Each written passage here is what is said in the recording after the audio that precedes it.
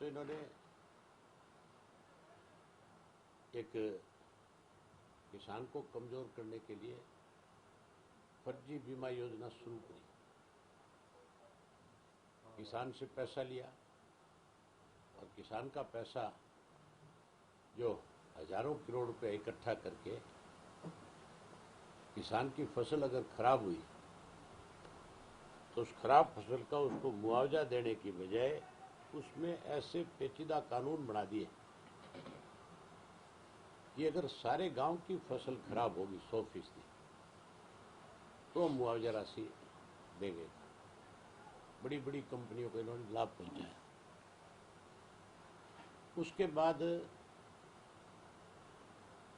जो चौटाला साहब के वक्त में दादू नरवीपुर नहर जो बनाई गई थी, जिसका काम 4 जिलों में रिचार्ज करना था, और उसकी वजह से 4 ऐसे डिस्ट्रिक्ट थे हमारे जहां पे कैनाल वेस्ट वाटर नहीं था। जमीन से पानी निकलता है और जमीन से पानी निकलने की वजह से वो इलाका डार्क जोन में आना शुरू हो गया था। चौधरी ओम प्रकाश चौटाला ने वो एक फ्लडी नहर निकाली थी दादूपुर नलवी के नाम से, जिसमें जब फ्लड आता था यमुना में तो उसका पानी उठा करके उस नहर के माध्यम से इन 4 जिलों में रिचार्ज के लिए दिया जाता था। वो केवल इसलिए बंद कर दी क्योंकि उससे उन 4 जिलों के किसान को लाभ मिलना था। उसके बाद किसान की जो फसल खरीदी गई, उस खरीद के अंदर भी इन्होंने नमी के नाम के ऊपर धान में हजारों करोड़ रुपए का घोटाला किया। किसान को कमजोर करने के लिए उसका पैसा उसकी जेब से निकाल करके खाया। हमने उसकी भी सरकार से डिमांड करी कि इसकी जांच हो। आज तक 8 वर्ष में कोई जांच नहीं हुई। हर वर्ष हजारों करोड़ रुपए खाने का काम करते हैं। उसके बाद गेहूं खरीद में खा गए।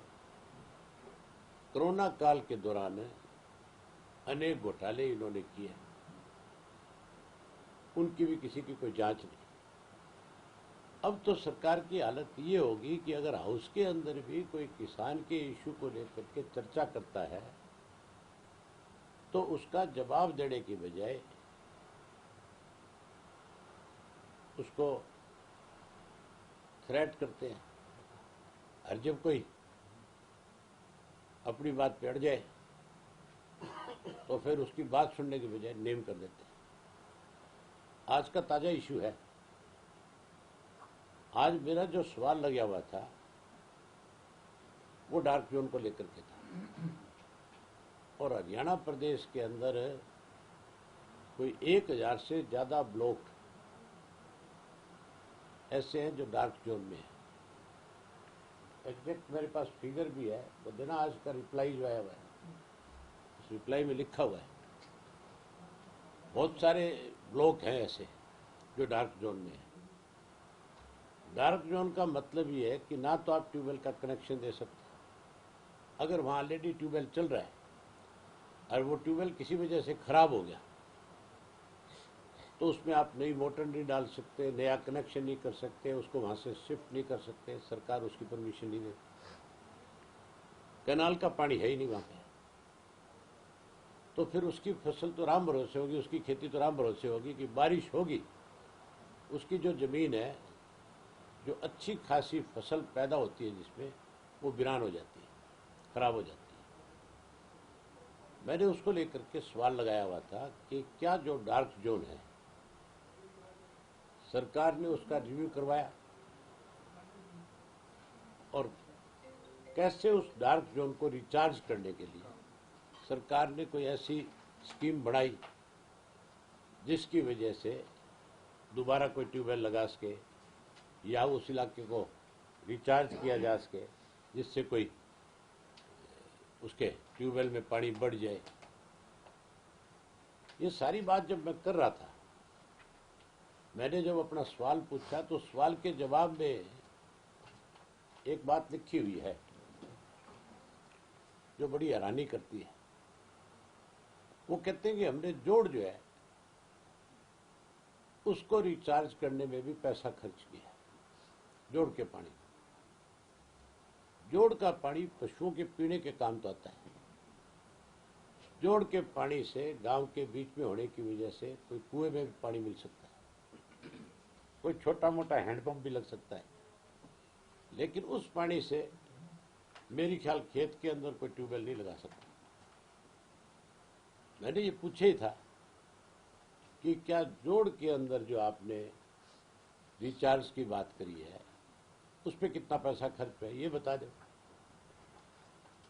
और साथ साथ मैंने ये पूछा था, इन्होंने जब 2 साल तक पंचायत के चुनाव नहीं हुए थे, उस वक्त पंचायत डिपार्टमेंट की तरफ से भी जोड़ों को सौंदर्यीकरण के नाम पे खुदाई करी गई। रिचार्ज का मतलब खुदाई करी इन्होंने भी। तो मैंने पूछा भी वो जो उस वक्त में भी कोई पैसा खर्च किया था उसका कोई लाभ मिला, कितना कितना पैसा खर्च किया, कोई विवरण है आपके पास?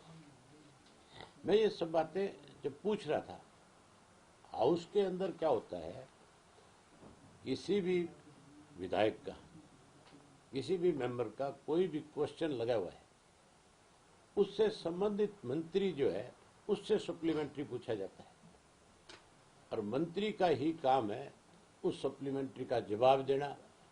अगर वो सप्लीमेंट्री मंत्री के उस क्वेश्चन से बाहर जाकर के कोई पूछ रहा है तो मिनिस्टर ही ये बात बताता है कि जी आपने जो सवाल पूछा है ये उससे जुड़ा हुआ सप्लीमेंट्री नहीं है आपका, अगर आपने ये जानकारी लेनी है तो अलग से लिख करके दो। ये काम उसका है, मिनिस्टर का। मेरे मामले में मिनिस्टर तो चुपचाप बैठा था। स्पीकर साहब को पता नहीं क्या तकलीफ हुई, उन्होंने कहा कि आप सप्लीमेंट्री नहीं पूछ रहे। मैंने उनसे पूछा भी सप्लीमेंट्री कहां से पूछना है ये आप बता दो। कहता आप सौंदर्यीकरण की बात क्यों कर रहे हो? मैं बोला चलो आप सौंदर्यीकरण के बारे में कोई आपको दिक्कत है तो मुझे ये बता दो भी जोड़ के अंदर जो पानी गया है, जोड़ की जो खुदाई हुई है उसमें कितना पैसा खर्च हुआ है। इन्होंने पहले से ये तय कर रखा था। आज जो आज इनकी मंशा थी वो केवल ये थी कि अभय सिंह को इस सवाल के ऊपर सप्लीमेंट्री नहीं पूछने देंगे, और उसके लिए पहले से ही स्पीकर को ये तैयार करके लाए थे कि आप इंटरप्ट करोगे और फिर उसके बाद हम जो है इस बात का विरोध करेंगे और आप उनको नेम करके बाहर कर देना। आज उनको एक और भी डर था मेरा। आज मैं बजट पे बोलता हूं और बजट पे भी मैं बहुत सारे ऐसे इश्यूज हैं जिनके अंदर पैसा लैप्स हुआ है। बहुत सारे ऐसे इशू भी थे जिनके अंदर इन्होंने जो है कागजों में फर्जी पैसा खर्च करके दिखा रखा है और वो पैसा एक्चुअल में नहीं लगा हुआ। मैं वो सारी बातें पूछता तो इनको कहीं से इस बात की जानकारी मिली होगी, इसलिए इन्होंने ये आनंद फानंद में आज मुझे नेम कर दिया और ये कहा गया कि मैंने अपशब्द कहा है। तो स्पीकर मुझे बारी बारी इंटरप्ट करेगा तो मैं ये बात जरूर कहूंगा स्पीकर को भी आपको मेरे से तकलीफ क्या है ये बता दो। आज आप अगर हाउस का समय देखो आपको हैरानी होगी कि जब भी मैं कभी खड़ा हुआ हूं बोलने के लिए, चाहे मैं कॉलिंग पे बोलने के लिए खड़ा हुआ, चाहे कोई मेरा क्वेश्चन था उस पर, चाहे कोई जीरो ओवर पे, चाहे कि मैं किसी और इशू पे, स्पीकर ने मेरा आधे से ज्यादा समय खराब किया। हमेशा मेरे साथ बेवजह बहस में पड़ा। तकलीफ इस बात की है स्पीकर को कि स्पीकर साहब के जो पंचकुला से लोगों की शिकायतें मेरे पास है, मैंने ये बात प्रेस के लोगों के बीच में कही थी भी मुझे पंचकुला के लोगों ने भी बहुत सारी शिकायतें दे रखी है और मैं समय आने पे उन सब बातों का खुलासा करूंगा। ये मेरी जिम्मेवारी बढ़ती है, मेरी अपनी पार्टी है, और अगर कोई मुझे आकर के कंप्लेंट करेगा, कोई मुझे कोई डॉक्यूमेंट्स ला करके देगा तो मैं वो हाउस के अंदर भी डॉक्यूमेंट्स के साथ सारी चीज पूछूंगा। और अगर हाउस में मुझे नहीं बोलने दिया जाएगा तो फिर प्रजातंत्र में आप लोगों के बीच में जाकर के अपनी बात कह सकते हो और मीडिया के माध्यम से प्रेस के माध्यम से भी आप अपनी सारी बात रख सकते हैं। मैंने जब ये बात कही थी कि मैं आपके जो मेरे पास कंप्लेंट्स है मैं उस पर भी यहाँ चर्चा करना चाहूंगा, तो फिर तो आग बुबलाओगे। फिर तो उनको देखने वाला था, ऐसे नहीं लग रहा था कि स्पीकर है, तब तो यूँ लग रहा था जैसे कोई मतलब हम दोनों एक दूसरे के सामने कोई चुनाव लड़ रहे हैं, कोई तकलीफ हो रही थी। फटाफट बस एक ही बात, मैंने आपको नेम कर दिया, मैंने आपको नेम कर दिया, नेम कर दिया। स्पीकर का काम है नेम करने से पहले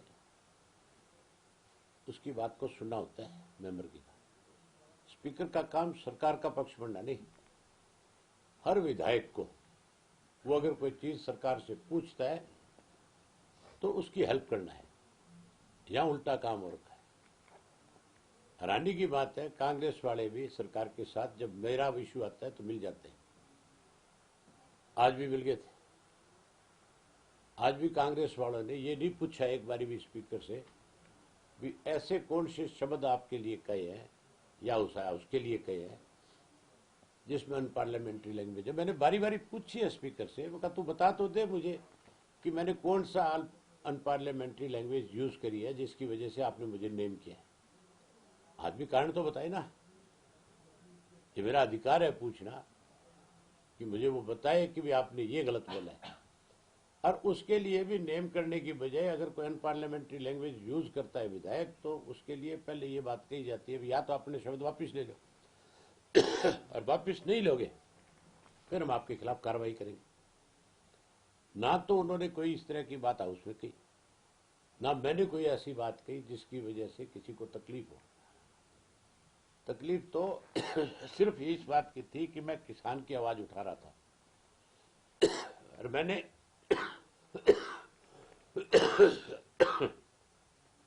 स्पेशल आज सेशन के लिए मैं अपनी यात्रा छोड़ करके आया। जहां मैंने अपनी पद यात्रा शुरू कर रखी है, आज इसलिए आया था कि पिछले 2 दिन से बारिश है, ओलावृष्टि है।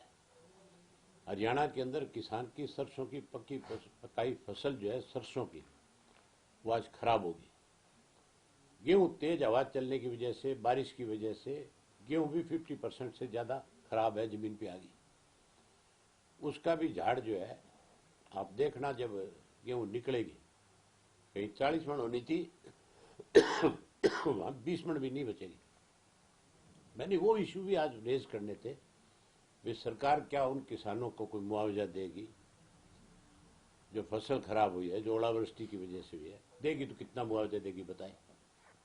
ये जरूरी अहम मुद्दे थे, पर ये इश्यू रेज ना हो उसके अंदर। इसके लिए स्पीकर ने और सरकार ने मिलकर के मुझे नेम करने का काम किया। अब मैं हाउस में तो जाकर के बात कह नहीं सकता था, इसलिए मैंने आप साथियों को बुलाया कि आज मैं हाउस के अंदर किन किन इश्यूज को लेकर के बात करता। आपके माध्यम से मैं लोगों तक अपनी बात पहुंचाना चाहता हूं। सरकार मुझे नहीं लगता कि किसान को कोई मुआवजा देगी, सरकार मुझे नहीं लगता कि कोई स्पेशल गिरदावरी कराएगी या कोई किसान के बारे में कोई मुख्यमंत्री की तरफ से कोई रिप्लाई में कोई जवाब है, मुझे नहीं लगता। आज तो इस सरकार में नकली खाद की बात करी जा सकती थी, बीज की बात करी जा सकती थी, कीड़ेमार दवाइयों की बात करी जा सकती थी, लेकिन किसान का कोई भी इशू अगर हम कोई किसान के लिए अपनी तरफ से काली का टेंशन देते हैं तो सरकार भागती है। अगर डार्क जोन के बारे में पूछते हैं तो सरकार जो है तिलमिला उठती है। अगर ऋण के बारे में पूछते हैं किसान के तो सरकार फिर बहुत बड़ा फैसला ले लेती है। मुझे तो पूरे टाइम के लिए 2 दिन के लिए सदन से बाहर कर दिया इस बार मेरी बात का जवाब देने की वजह। ये हालत है, ये किसानों के विरोधी है, ये किसान को कमजोर करने के लिए किसी भी हद तक जा सकते हैं।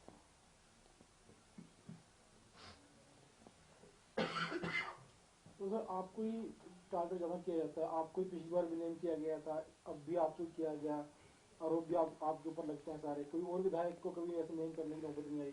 आप ये देखो, बहुत सारे विधायक जो सप्लीमेंट्री पूछते हैं, बहुत सारे विधायकों का विवाद भी बढ़ जाता है, लेकिन आज तक किसी को नेम किया है? कांग्रेस के विधायकों को जो अपने आप को अपोजिशन के मानते हैं वो तो सरकार के साथ मिले हुए। आज अगर अपोजिशन कोई है हरियाणा में तो केवल मैं अकेला विधायक हूं जो लोगों की बात को हाउस में और हाउस से बाहर सबके बीच में कहता हूं। तो पहले से प्री प्लान किया जाता है कि इस तरह से जो आप मुद्दे उठाएंगे उसके बाद स्पीकर आपसे? ये प्री प्लान नहीं था। आज आपने देखा नहीं क्या हुआ था उसके अंदर। ये तो हर आदमी जो वहां बैठा था उसको इस बात से साफ लग रहा था कि भाई आज तो बिल्कुल ही धक्का हो रहा है। मेरी बात का जवाब देने की बजाय मुझे नेम करना बिल्कुल धक्के वाली बात थी। लेकिन स्पीकर का कहना और जो व्यक्ति है और जो विधायक है और जो मेंबर है, क्या वो बहस नहीं करते है? कभी आपने स्पीकर को वार्निंग देते हुए सुना है? किसी को वार्निंग तक भी नहीं देता। लेकिन मैं जब भी खड़ा होता हूं स्पीकर तिलमिला उठ जाता है। उनको कहीं ये डर है कि मैं अपनी बात कहता कहता पंचकूला का जिक्र ना कर दूं। मुझे अगर हाउस में पंचकूला पे बोलने से रोका गया तो मैं आपके सामने सबूत के साथ बैठ जाऊंगा। हाउस में भी सबूत लेकर के जाऊंगा। चीफ मिनिस्टर को जाकर के पहले यही कहूंगा हाउस के अंदर कि भी आज मैं पंचकूला की बात करने जा रहा हूं और आप स्पीकर साहब से कहो कि वो ये अपने चैम्बर में चले जाए, इनकी जगह कोई दूसरे को बैठा दिया जाए ताकि मुझे अपनी पूरी बात बता सकूं मैं हाउस में आपको। अगर मेरी कोई बात गलत हो तो आप मेरे खिलाफ एक्शन लो। अगर मैं ठीक बोल रहा हूं तो आपका, चाहे वो स्पीकर है, चाहे आपका मिनिस्टर है, चाहे वो आपका कोई ऑफिसर है, उसके खिलाफ कार्रवाई करो। फिर क्या डर है? तो कल आप उठाने वाले हैं पंचकुला में जो आपसे लोग मिलते हैं? पंचकुला के मामले में मेरे पास काफी डॉक्यूमेंट्स है। मैंने और भी जिम्मेवारी लगा रखी है।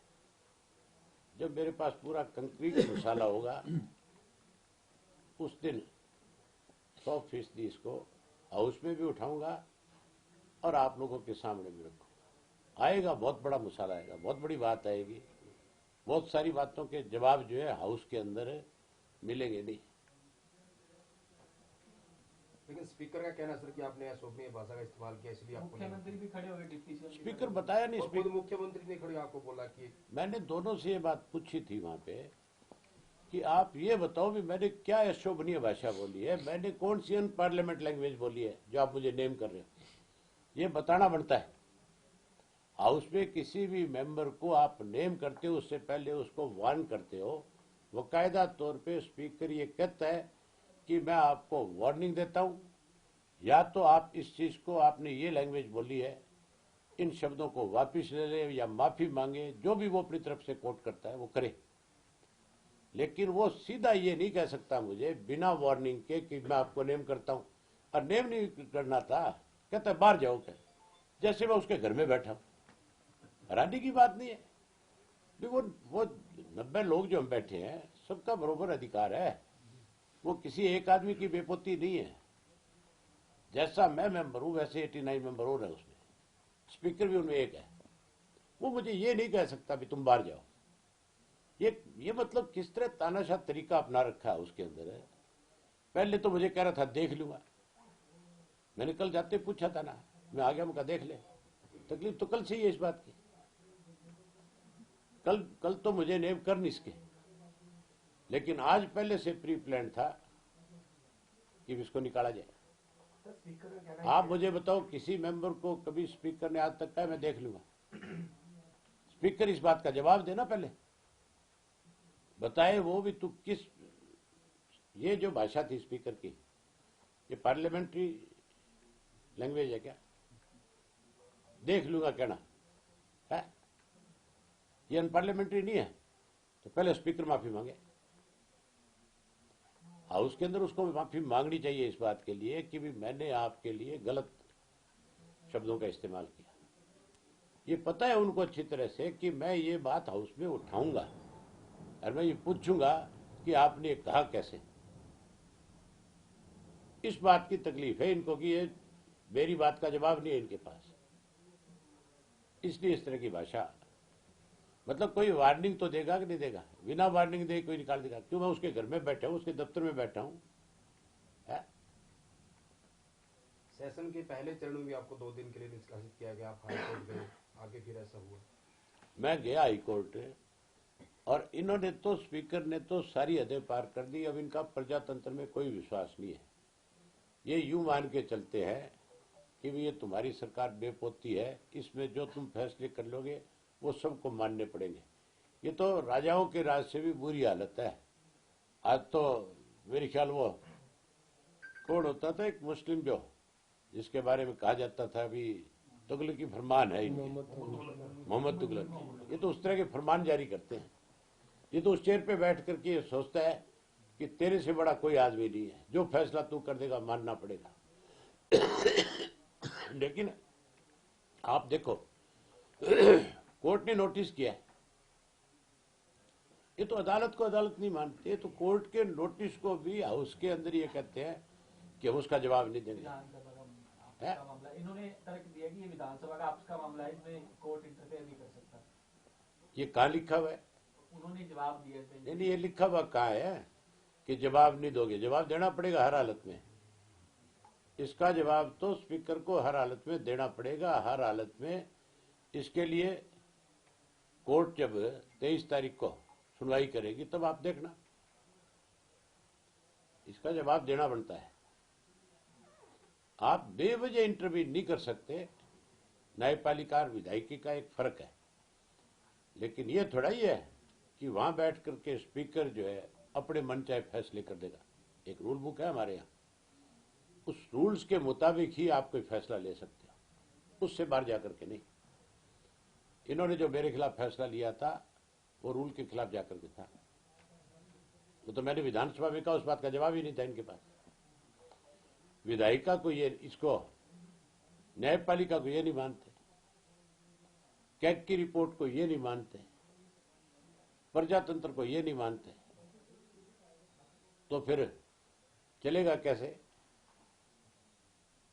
फिर तो आखिर आपके सामने जाकर के बात करनी पड़ेगी। अब तो ऐसी हालत कर दी कि प्रेस के लोगों के खिलाफ भी सरकार में बैठे लोग जो है जाकर के उनके खिलाफ मुकदमे दर्ज कराते हैं, उनको अरेस्ट कराते हैं, और उनके बच्चे जो है विधायकों के जाकर के रूलिंग पार्टी के कहते हैं एक के खिलाफ ये क्या, अब अगले खिलाफ करेंगे। फतेहाबाद में क्या हो रहा है कि नहीं हो रहा है? आने वाले समय में आप लोगों के खिलाफ भी ये इसी तरह से करेंगे। अगर आप लोग हमारी आवाज नहीं बढ़ोगे तो ये मान के चलो थारा भी नंबर लगेगा।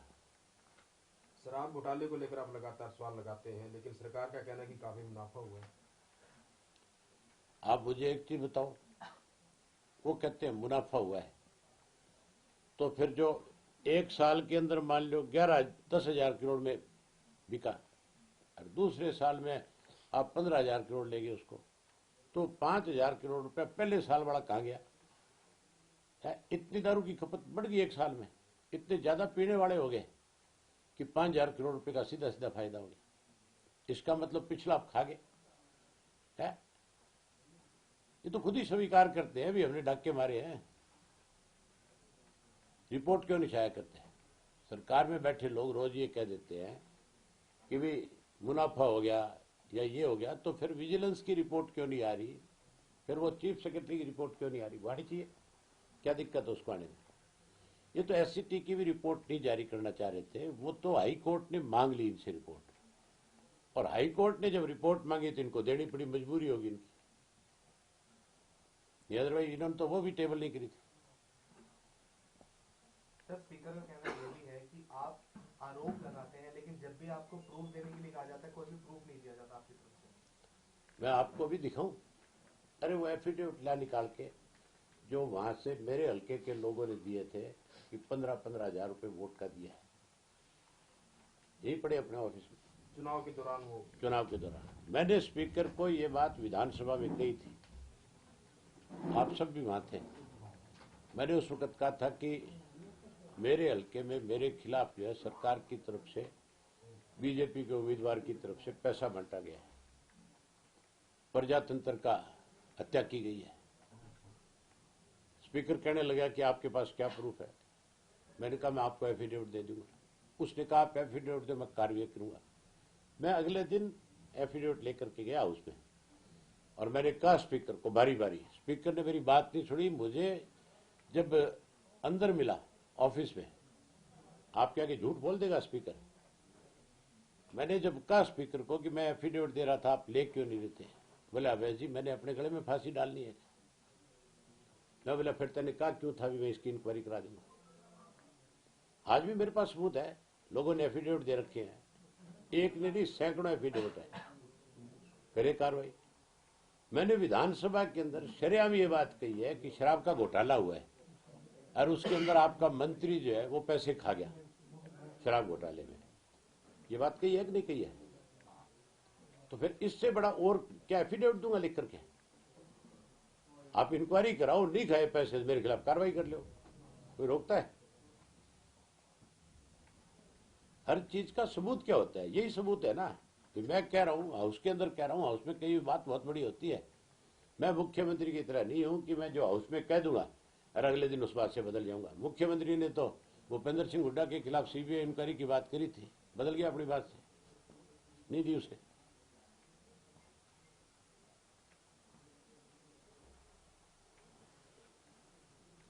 सबूत तो मैं इसके खुद के खिलाफ दे दूंगा, स्पीकर के जो आएंगे अभी मेरे पास वो बकायदा सबूत ही आएंगे और मैं स्पीकर के खुद के खिलाफ दे दूंगा, आपको दे दूंगा कॉपी। आप स्पीकर पे ले जाना कि ले स्पीकर साहब आप सबूत मांगो थे, हमारे पास भी है, कर कार्रवाई तू तेरे खिलाफ।